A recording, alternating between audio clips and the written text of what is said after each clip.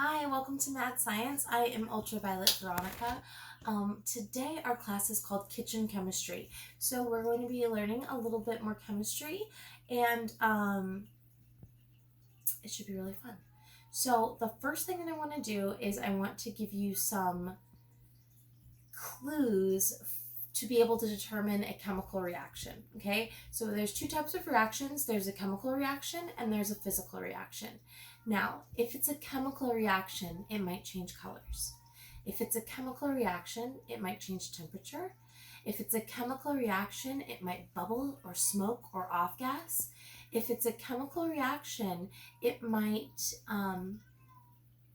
produce a brand new chemical. Okay, so if any of those four things happen, it's possible that it's a chemical reaction. Now, none of those things happen, then it's a physical reaction. Now, physical reactions can change shape, they can change size, and sometimes, here's the tricky part, a physical reaction can even change colors. So for example, if I mixed blue paint and yellow paint, I would get green paint, which means I have a color change. But it didn't change temperature, it didn't bubble, smoke, or off gas. We haven't created a brand new substance. So even though we got a color change from mixing our paint, this is in fact a physical reaction. So we're gonna basically talk about chemistry today, and a lot of you might think, oh, for chemistry to happen we need to have this super fancy laboratory and these really expensive and dangerous chemicals, but that's not actually true. Actually, chemistry is happening within your body right now as we speak. It happens in the kitchen all the time. If you've ever heard anybody say the phrase baking is a science, cooking is an art, it is absolutely true. Just like with chemistry and baking, you have to measure your things, you have to use the proper ingredients, you have to use the right temperatures, you have to have the right timing. If you do not have all those things correct, then the thing that you are trying to make will not turn out very good. So baking is definitely chemistry. So we're going to talk about that in a minute. But the first thing I want to do is I want to talk about something called yeast. And I'm going to kind of set up a little experiment that we're going to check on throughout the class in between our other things that we're learning about. So yeast, here's some yeast. It's, I guess it's a type of fungus. It is actually a living organism. And right now this yeast is kind of dormant. It's not really doing much. It can sit here for quite a while. This is active dry yeast, and it can sit here for, quite a long time. But if we feed it, and a yeast's favorite food is sugar, so if we feed it some sugar, we're hoping that we can wake it up and get it to create a brand new substance for us, and that substance will be carbon dioxide gas. So the thing about yeast is it needs to have food to kind of wake up and become active. So its favorite food, like I said, is sugar. So I've got some sugar here, and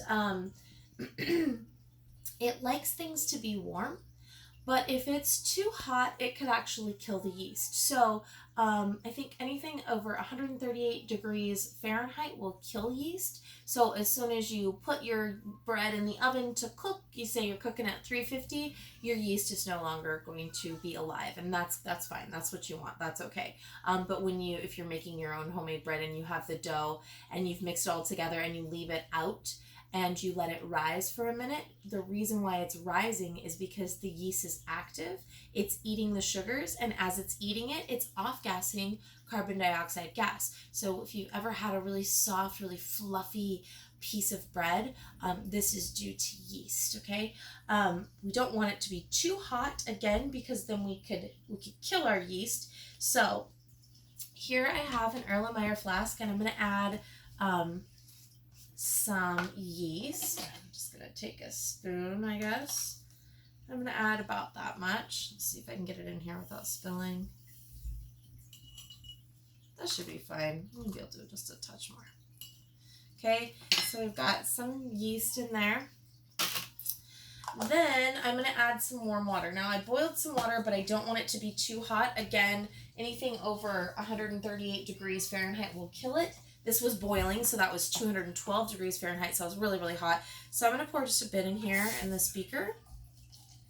And I'm going to try to cool it down with some regular water. And I'm going to try to, like, my body temperature is about 98 degrees. So I'm going to try to be about 100 degrees. So if I pour in some kind of cooler water and I put my hand in it and it doesn't feel warmer to me, then that's going to be about the temperature that we want it to be. We just want it to feel almost like the air around, well, the air around me is probably like 78. So just a little, since I'm about 98 degrees, I want it to feel almost like I haven't even touched water. So that's what they call, I think, lukewarm. It's pretty good. Okay, I think that should be fine. So what we're going to do is we're going to mix it with some water. And I'm just going to kind of give this a swirl. Remember we talked about it when we did our lab equipment class, and we talked about how Erlenmeyer flasks were great for swirling. And then we want to give it some food, okay? Once we give it some food, what I'm going to do is I'm going to put this balloon on the top. Now, I'm going to blow some air into this balloon right now. Now, the only thing this is going to do is it's going to stretch the balloon a little bit so that as the carbon dioxide is being off-gassed from the yeast eating the sugars, it will be easier to fill if this is a little bit stretched out. So,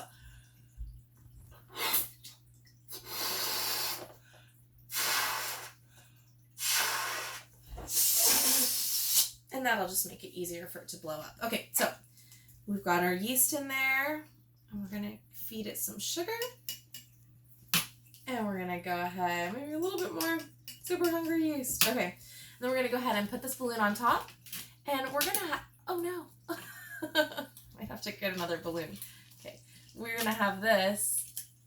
All right, I made it work. Okay, we're going to have this kind of in the background throughout our throughout my little lesson, and we'll see if we've got any off-gassing. If we didn't, it could mean that the yeast has already lived its full life. Full disclaimer here, the yeast that I had expired in September 2018. It is now 2020. So if that's the case, then that's the case. So for now, I'm just going to set this to the side. You can see how much air is in here. It's not very much right now, or how much gas, I guess is a better way to say it. So we'll look at that at the end of the lesson, and we'll see if our yeast ate any sugars or not. All right, so remember when I was talking about you don't need a super fancy lab to be able to do chemistry. So I have here some regular, ordinary activities that you would do in your kitchen, and I'm going to show them to you, and then I want you to place them in one of two categories, in chemical reaction category or a physical reaction category. Now remember your clues. Chemical reaction, it might change color, it might change temperature, it might bubble, smoke, or off gas, or create a brand new substance. If it doesn't do any of those things, most likely it is a physical reaction. So I'm going to show them to you one at a time. Then if you want to take a second after I show them to you, and is everything okay? Do you need to sneeze? I need to, it's fine, I'm okay. There's a pause on there, so if you want to press pause, or is it recording again? Yeah, we're back, we're back. So I'm going to show you the card, and then I want you to put it into the one or two categories, and then you can pause after you look at the cards, and then I'll come back and I'll show you the answers. So the first one, let's start with squeezing orange juice.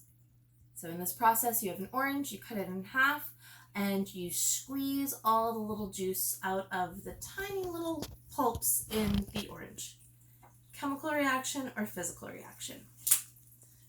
The next one we have is, let's see, washing dishes. We have a sink, we filled it with warm water, we've added dish soap, and now we're washing them. Chemical or physical? Let's go to setting the table. Got a table, it's empty, it needs plates and forks and knives and glasses, napkins. You put all that stuff on there. Chemical or physical? All right, let's see. Baking cookies. You've got a bunch of ingredients, you mix them all together, you put them on a pan, put them in an oven, cook them for a certain amount of time, and when they come out, they're cookies. Chemical or physical? All right. What about cutting vegetables? You have vegetables, you've cleaned them off, you've got a cutting board, you chop them to the appropriate size for whatever you want to do. Chemical or physical? Pouring milk. You have a bowl, you have a dried cereal, you add milk onto it. Chemical or physical? The next one is making bread. Multiple ingredients, you add them all together. Probably some yeast, like our yeast friend from before. You bake it, it's bread. Chemical or physical? And the last one is frying an egg. Chemical or physical? You've got an egg, you crack it, put it in some hot pan, fry it. Chemical or physical? All right, if you want to pause, you want to take some time to try to figure out which is which, that's fine.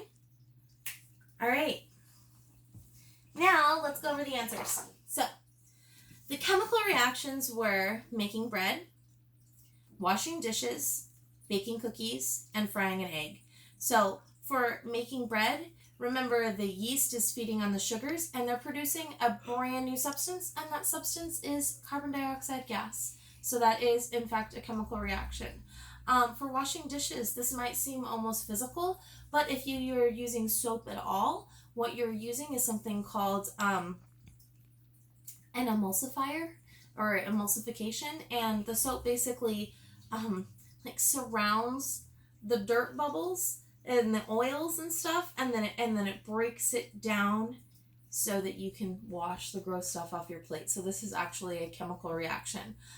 Baking cookies, baking powder is mixed in there, and you put it all into the oven, and what happens is the baking powder works a lot like the yeast works, and it off gases in carbon dioxide, and that's where you get really fluffy, awesome, maybe even chewy cookies.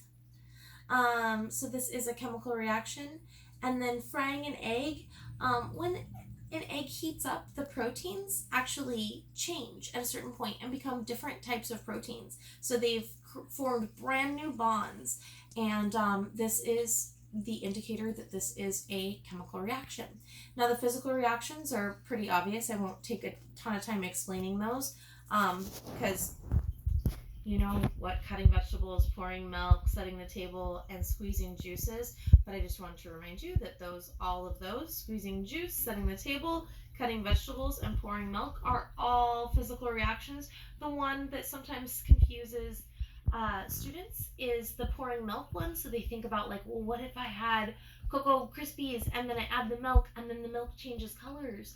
So again, it's still milk, it's still cereal. They haven't created a whole new, brand new substance, at least not in a way that would turn it from a physical reaction to a chemical reaction according to our definition of chemical reactions and physical reactions right now. So that is the reactions in the kitchen's activity. So I'm going to move all this stuff and we will do something different. The next thing that we're going to do, we're going to get this out of our way. I'm going to take a sip of my tea. Alright, the next thing that we're going to do is we're going to talk about chemical reactions that can happen inside of our bodies. So chemical reactions are happening actually to you right now as we speak. And one of the most prominent ones is digestion. So what we're going to do is we're going to do a quick activity called acting out digestion. Okay, so there are, in the case of this laminate, 5 steps to digestion. The first step is going to be chewing.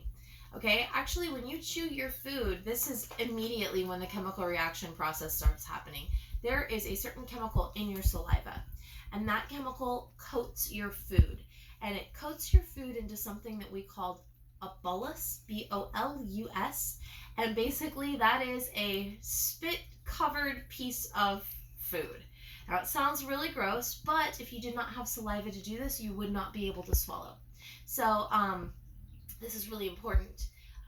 Part of the digestive process is being able to eat food and actually being able to swallow it.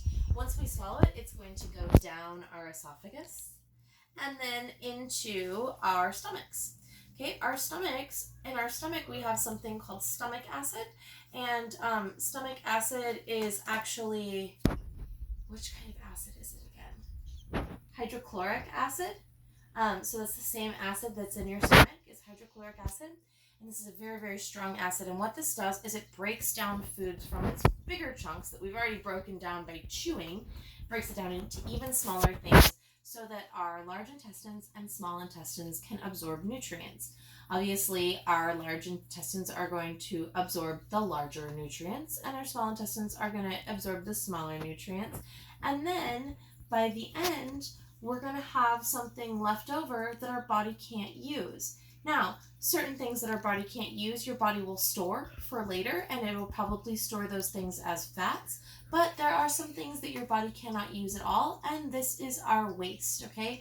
So most likely after you eat, you've chewed, you've gone down your esophagus into your stomach, you've gotten the larger pieces for your large intestines, the smaller particles of nutrients for your small intestines, and then you're going to usually have some waste left over, some liquid and some solid waste.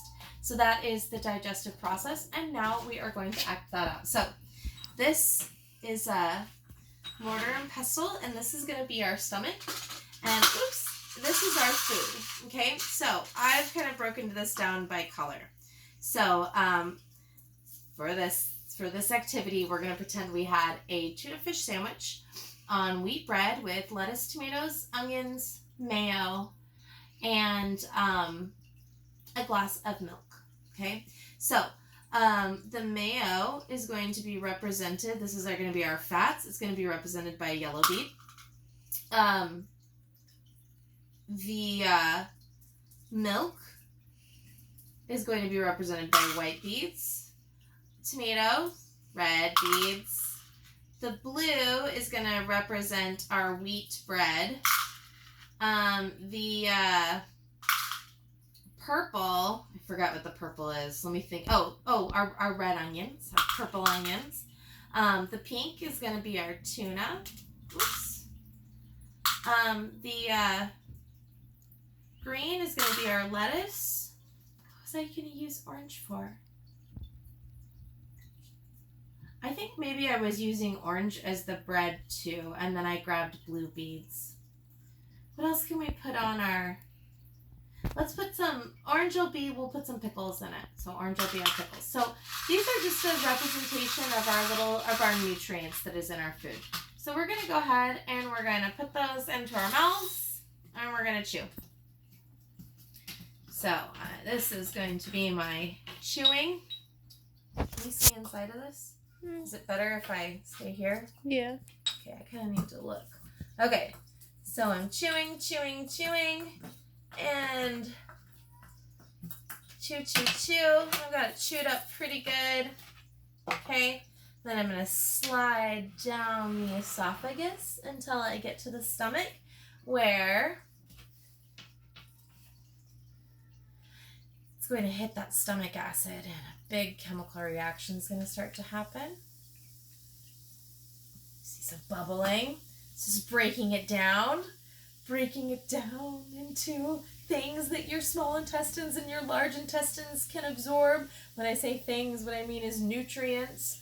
So your large intestine is going to get all of the bigger pieces of nutrients. Oh my goodness. So these are all getting absorbed into our bodies now. Very nice, very good, very great. It's a process, takes some time. It does. So we're going to get all of our awesome nutrients absorbed, all of our large nutrients. It's really good for us. Yay. All right. Almost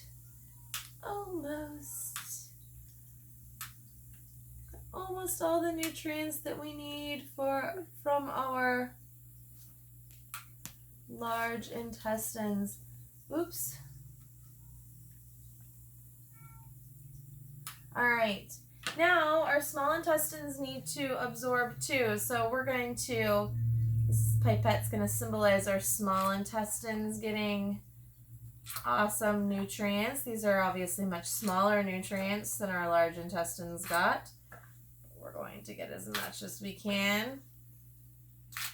Just like our body would. We'd like to get as much nutritious things as we can. Again, this is all chemical reactions that are happening within your body while you're eating. Very, very exciting, very cool. Let's say that that's about all of the awesome nutrients that your body can absorb. Then there are some things that your body cannot absorb. So you're gonna go potty. And you're going to end up with some liquid waste and some solid waste. And then you're going to flush that down the toilet. And that is acting out digestion. That is a chemical reaction, chemical process that is happening in your body all the time. So that's pretty cool. So I'm kind of looking at my yeast here to see if it's eaten anything. And it doesn't look like it has. It might have been past its expiration date. That could have been a problem for us, which is a little bit unfortunate, but we'll just keep our eye on it. I do have one more activity. It also has to do with yeast, so it may or may not work, so we can try it as well. Right now, let's see. So for this experiment, we are going to need a flask. Let's get this kind of pie tin. So this experiment is called something toothpaste. It's not elephant toothpaste. Oh, it's called the toothpaste cleanup. So we're going to basically try to have a reaction from our yeast and sugar and a little bit of hydrogen peroxide. So this water that I got earlier is kind of cooled down a bit. So I'm going to add a little bit more warm water to it. Again, I don't want it too hot. Okay, and then we're going to add this into our flask here. Our flask here has a little sidearm on it. That's important because that will allow anything that's going to off-gas, once I cap it with the cork, to off-gas through here instead of making a big old mess all over my whole flask. So, okay, I've got some water in here. It's let me just touch it. All right, it's a decent temperature. It could probably be even a little bit warmer. Okay, then we're gonna add in some yeast. I really hope this one works, you guys. It'd be cool if it does. Oh, it looks like, I was gonna say, it looks like our balloon is getting a little bit more air in it than it did before. Usually we have an entire hour to kind of watch that, and it is a slower process. So what we're going to do is we're going to use some different chemicals in this particular experiment, so hopefully we can kind of speed up the process. So here's a decent amount of yeast. I'm going to do quite a bit. Okay. And then the yeast is hungry, so it needs some sugar. So we're going to add in some sugar to make our yeast eat. I'm going to put the cork on and give it a little swirl, kind of integrate those ingredients. At this point, it might start off-gassing. That's basically all we had in this one. So now we're going to add a little bit of soap. This should give it lots of bubbles. This is what's supposed to kind of make it look toothpaste-like. So we're going to add some dish soap, and then we're going to add some hydrogen peroxide. Now this hydrogen peroxide is quite strong, so I am going to put some gloves on for this before I pour it.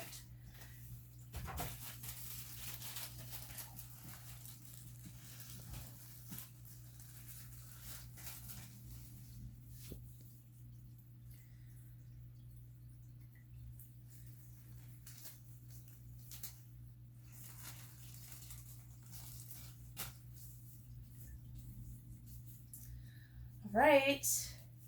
Hopefully this will be cool. I hope so.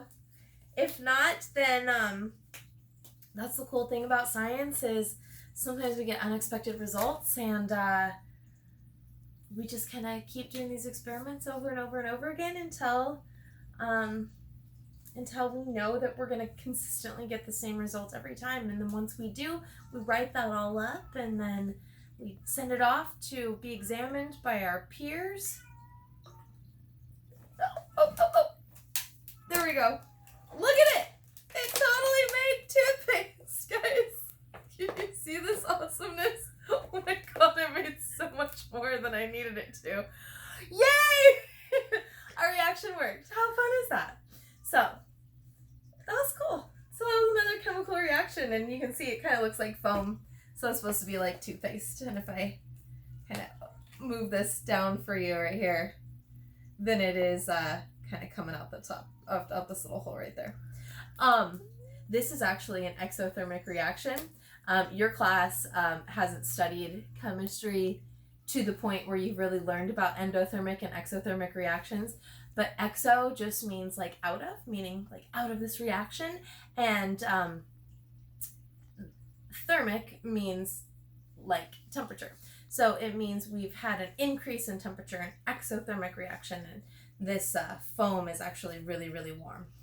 It's really, really nice. It's warmer than the water that I put in there. Because the hydrogen peroxide that I used is very, very strong, if I touch this with my bare hands and not with the gloves, I could actually give myself a little chemical burn.